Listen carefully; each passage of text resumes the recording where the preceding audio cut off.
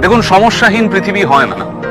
সমস্যা, অভাব, নেগেটিভিটি, অবসাদ এগুলো থাকবেই।